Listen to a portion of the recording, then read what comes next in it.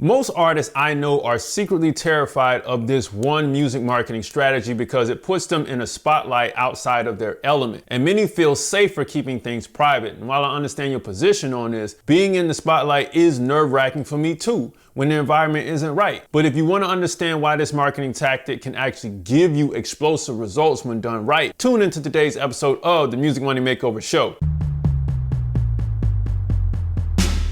My question is, why do artists dodge publicity? The truth about most artists is that they're afraid to be vulnerable in the public's eye. When you don't express who you are, where you're going, and what you stand for, and even what your music stands for in a place that's actually not yours, you restrict the amount of growth that could allow you to achieve your vision of becoming the artist you want to be. Even though it feels better or more comfortable to utilize your own social media platforms, the public loves when they see others recognize your efforts for your journey and your story outside of your personal platform. This makes your fans feel like not only you're getting recognized, but they're actually getting recognized as well for being a fan of you. So picture this. Have you ever cheered for a person who you were a fan of because you consumed them on another platform on their rise to the top for the first time? This is actually the effect of what publicity does. Same thing happened to me when I went on No Labels Necessary and everybody was like, yo, this is forming like Voltron. It's great to see y'all together. And I told you this story before. Sales went through the roof.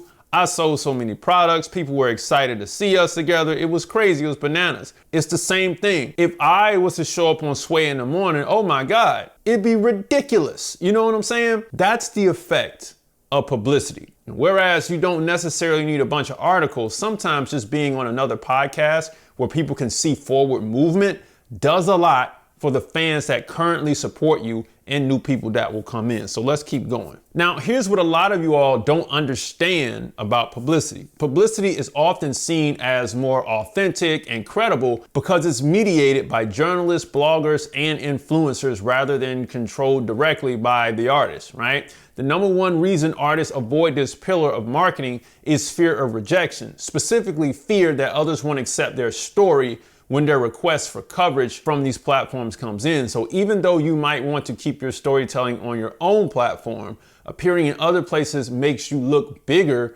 to both the public and your fan base as they see you in a different light than your usual channels. And this is true, like I was just saying. I mean, do you notice how people pay more attention to you when you're on a different platform than, versus your own? And it's the same, like I was just saying earlier. People respect that. People respect growth.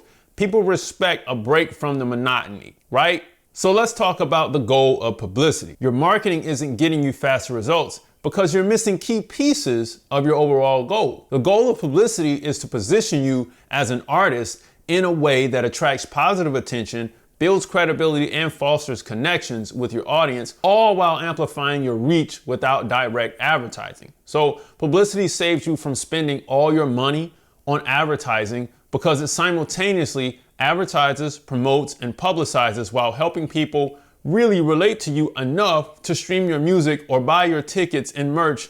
And in short, publicity is in the art of making people talk about you, your music, and brand through trusted third parties and creating buzz that money alone cannot buy. Ignoring this step in your marketing is a misstep you shouldn't make, because if you get this right, it will set you apart from all of the other indie artists that exist out there. So if you think about it and you look at how long podcast interview clips get shared on social media years after publication, this is the greatness that it has. Content seeding. This is what it can really do for you. See, the one thing other indie artists don't do is they'll go out and they will run the ads. We know y'all love ads. We'll run the ads. We'll do the playlist promotion, if any, right, to help us get a little bit ahead.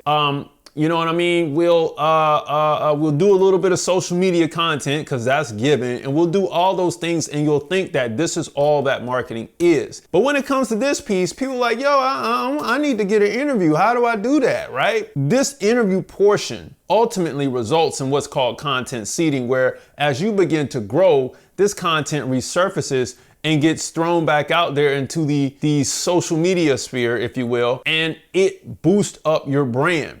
And you can keep running this stuff back. Now, sure, you might do your own podcast to start, and I get it. It might be necessary to get those story points going, but then after a while, you want to do it on other platforms.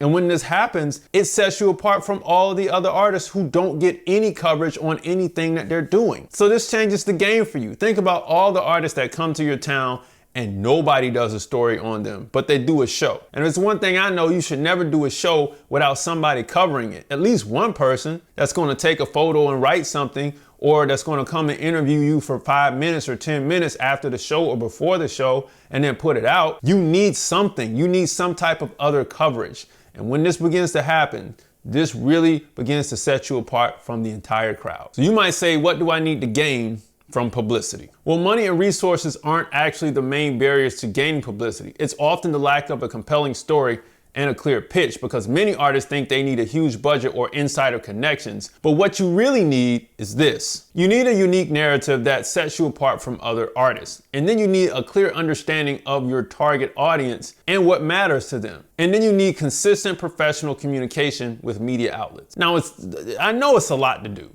I know it is, but you need those things. Without these foundational elements, even unlimited resources won't guarantee successful publicity. The good news is these are all things that you can develop and can control. Well, how many media outlets should I pitch my story to? The number of media outlets you pitch to isn't as important as pitching to the right ones strategically.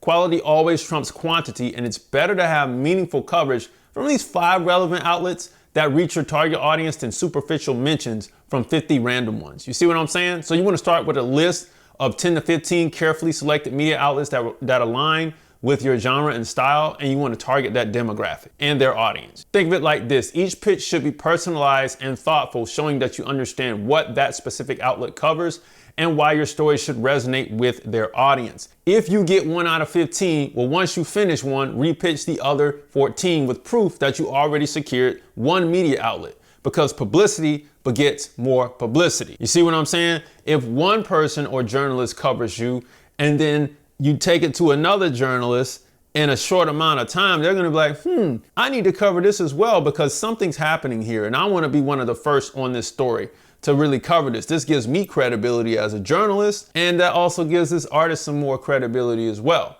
all right?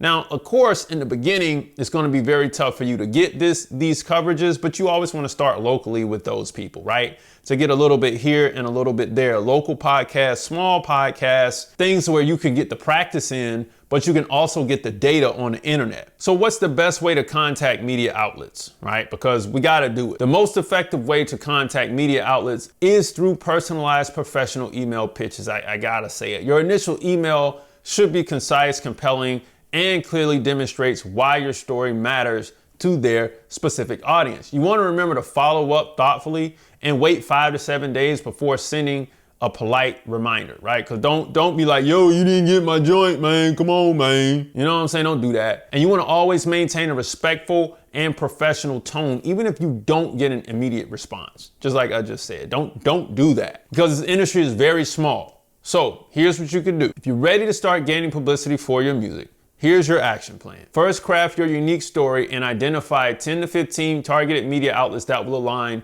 with your genre and audience. Next, I want you to develop a compelling pitch that highlights what makes you newsworthy and different from other artists. Finally, I want you to start by reaching out with personalized emails that show you've done your homework on each outlet and each journalist at that. And when I say you want to develop your story, just give your story points of like where you're from, what you've overcome personally. Here we go again. You see what I'm saying? We went over this before. What you've overcome personally, what challenges have you really overcome, and what accolades or checkpoints have you beaten as a musician? What things have you had to overcome business-wise and talent-based wise as a musician to get to where you are right now?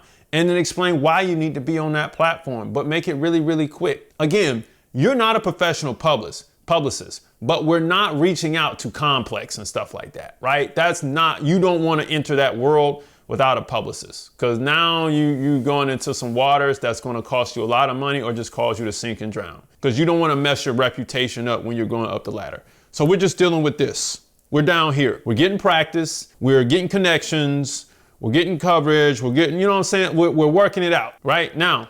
If you implement a strategic publicity plan, here's what's going to happen. You'll experience increased credibility and industry recognition will happen, so you can attract better opportunities and collaboration. Enhanced visibility across multiple platforms will happen, so you can grow your fan base exponentially without heavy paid advertising.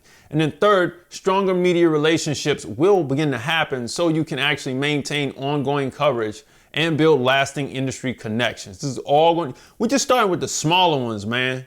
Don't make it hard. But let's say you launch something and you don't want to get any press. You'll miss out on exponential growth opportunities and stay stuck at your current level while watching others surpass you. Losing credibility and authority in your genre because you're not being validated by trusted third-party platforms or other influencers is like, that's like a blow to the whole operation. And you'll either remain in obscurity, constantly spending money on ads and launching new projects that don't convert, or you'll take the leap into strategic publicity that can transform your career trajectory for the better, right? That's what's really gonna happen here. But at the end of the day, Music Money Makers, publicity isn't just another marketing tactic. It's the key that unlocks sustainable growth and industry recognition. While it might feel uncomfortable at first to put yourself out there, the potential rewards far outweigh the temporary discomfort. So remember, every successful artist you admire had to take the same leap of faith into strategic publicity